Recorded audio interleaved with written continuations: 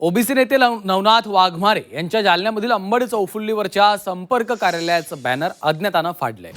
पोलिसांनी बॅनर फाडणाऱ्यांचा तत्काळ शोध घेऊन त्याच्यावर योग्य ती कारवाई करण्याची मागणी वाघमारे यांनी केली आहे। तर यामागे मनोज जरांगेंचा हात असल्याचा सुद्धा आरोप त्यांनी केला।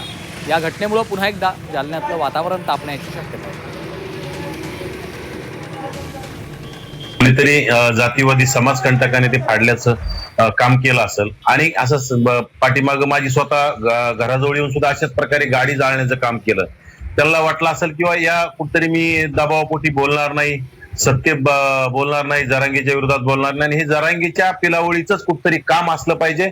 मला तर खरं सांगायचं, एकनाथ शिंदे साहेबांचे जेवढे मंत्री हे सगळे जरांगेला रसद देण्यासाठी काय येतात इथं, माझा आरोप आहे त्यांच्यावर। कारण की ती आल्याच्या नंतरच जरांगे उपोषणाला बसण्याची घोषणा करतात, उपोषणाला बसतात, आंदोलनाला घोषणा करतात, पत्रकार परिषदा घेतात राज्य सरकारच्या विरोधात। अरे खरं तर या एकनाथ शिंदे साहेबांच्या लोकांनी सत्तेच्या विरोधात तुम्ही जर कुठेतरी कुटाणे करत यांनी सत्तेच्या बाहेर पडलं पाहिजे।